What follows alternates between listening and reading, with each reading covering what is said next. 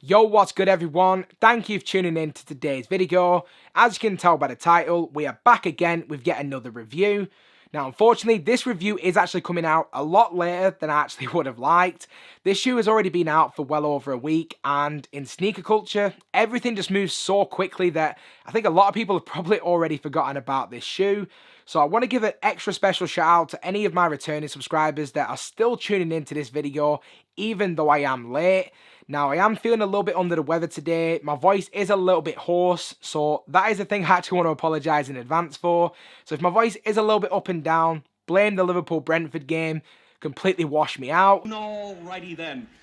But with all that aside, if you are new to this channel, I want to say a massive thank you for tuning in. If you haven't already, please feel free to smash that subscribe button below. Also, do make sure the bell notification is switched on so you never miss an upload. If you do go on to enjoy this video, please give us a massive thumbs up, which is always truly appreciated. And if you do want to reach out to me outside of YouTube, you will be able to find me on Instagram under ACS Sneakers. And now we've got all those formalities out of the way, if we now just go ahead and dive straight into the video.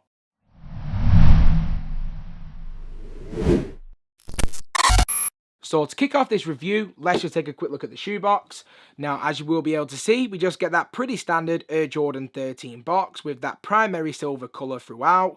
We do actually have a little bit of a switch up though with this powder blue Jumpman in the centre. Pretty nice touch. If we then take a quick look at the label, which reads Air Jordan 13 Retro in the white DK powder blue multi-colourway. Now, this is a UK size 9, as it is a personal pair, as you will be able to see. And as you can also see from the front of the lid, unfortunately, this was actually just put in a bag and sent to me from size, so shout out to you guys. That's pretty much everything I have to say about the box. Nothing really too out there, nothing really to talk on too much. So with that said, if we now just go ahead and jump straight into the shoes. Oh yeah, that's the stuff. But I'm not trying to make this review any longer than it needs to be. So just like I always do, I'll be starting out with the uppers and then working our way down. So on the side panels, we do actually have this really nice all white tumbled leather material. And this is paired alongside that synthetic suede wrap midsole. Towards the front of the shoe, we then have more navy hits on this tumbled leather toe box. And unfortunately, the leather on the toe box just isn't as nice or as premium as the leather we see on the side panels. Kind of is what it is. I kind of came into it expecting what I was expecting. No real surprises in terms of the overall quality. What was actually a nice surprise is that the overall quality control of the shoe was pretty good. No real major complaints. There is the odd glue stain, the odd glue mark, but I feel like that's pretty much by the by. It's just one of those things that I've come to expect with most Jordan releases. This is a highly manufactured shoe, so there is going to be some issues, and it does differ from pair to pair. But in terms of the actual quality of the shoe, no major complaints.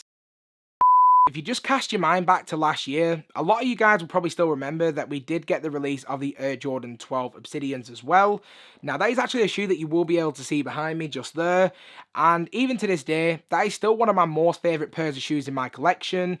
It's a shoe I wear quite often, to be completely honest. A lot more often than a lot of the other shoes that you can see behind me as well. And it's just a shoe that I constantly find myself going back to. So as soon as I saw that there was actually going to be releasing this colourway on the Jordan 13, which to be honest is much more my preferred silhouette over the 12s, no ifs, buts or maybes. Nah, you see, I'm talking facts here. I don't do if, buts and maybes. I do absolutes.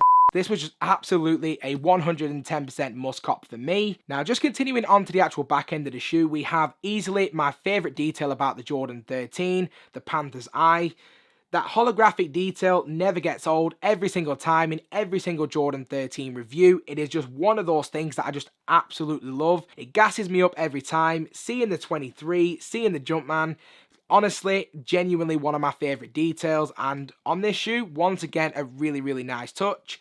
And then as we do work our way down the shoe, we do have these all white pods with that really nice powder blue trim. For me, this trim that actually works its way around the entire shoe just looks absolutely incredible. Offsets a lot of the darker colours that we see on the upper. Genuinely, absolutely love that detail. But if we then just work our way up from the toe box to the laces, as you can see, we do have more really nice navy hits with the rope shoelaces. Now, the laces do sit atop this perforated, almost like cloth-like material on the tongue. Fortunately enough, it isn't the same leather tongue that we've seen on like the Flint 13s, both the blue and the reds. Now, if you've had either of those shoes, the tongue really squeaks and it's one of the most frustrating things about that shoe. But because this is more of a cloth material, you shouldn't have that issue, fortunately. And the overall quality of the material feels once again pretty decent overall. But as we work our way up the laces to the top of the tongue, just like what we saw on the toe box, we have more tumbled leather material, and then embossed into the center of the tongue we have the absolutely beautiful powdered blue Jumpman. But from there, if we then just work our way onto the inside of the shoe, now on the back portion of the tongue as well as on the sock liner, we have this all white colour. Unfortunately, it is an all-white sock liner, which is one of my biggest gripes about a lot of Jordan releases. I don't know why. It looks amazing when you first get it, don't get me wrong, but if you wear black socks with this or any other socks that aren't crispy and white, it's going to look very dingy very quickly. So my suggestion is always make sure you're wearing fresh, crispy socks every time you pull these out of the box. You're goddamn right. But if we then continue to work our way even further inside the shoe, we do have more navy hits on the insole with that really nice powder blue Jumpman. And then as we do work our way onto the outsole, we have that beautiful Panther's Paw outsole with the herringbone traction, carbon fibre shank plate in the midfoot, alongside more of that really nice powder blue colour. Now, just in terms of the overall sizing for the shoe, just like I mentioned at the start of the video, I went true to size with a UK size 9. The sizing on the Jordan 13 never really changes from the pairs that I've bought. The sizing always is pretty much bang on. Now, I did actually try to go a half size down in the red flints, just to actually test it out. I didn't like it, honestly, and I just went with a size 9 moving forward, and that pretty much just tells me everything that I need to know. So if you are looking for any sizing suggestions, if you do have wide feet like me, you can definitely get away with just going with your natural true to size fit.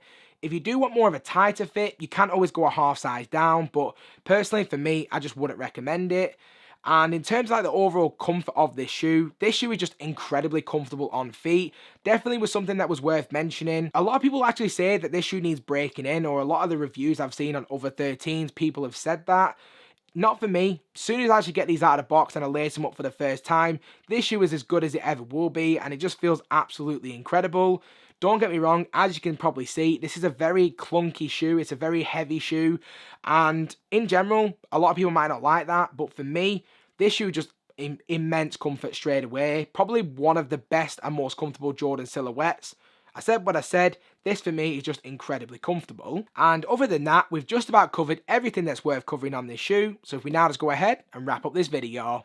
So just to sum up, in terms of my overall opinion on the shoe itself, I'm going to give these a very respectful 9 out of 10. Now, I know a lot of you guys might be thinking that that's far too high a score, but genuinely, this for me is definitely one of my favourite pickups from all of this year. I'm really excited to actually do my top 10 list when it comes to December, and I'm not sure if this will make the list or it won't, because we've been blessed with some incredible shoes this year, but I honestly wouldn't be surprised if it does. The build of the shoe, the quality, the colourway, everything about this shoe is just screams a 9 out of 10 to me. But I'd love to get your guys' opinions on it as well, so do make sure to leave me a comment in the comment section below with your thoughts. But if you have stuck around to this point in the video, I do want to say a massive thank you. If you haven't already, do feel free to smash that subscribe button. Also, do make sure the bell notification is switched on so you never miss a video. And I hope to see you all again in the next one.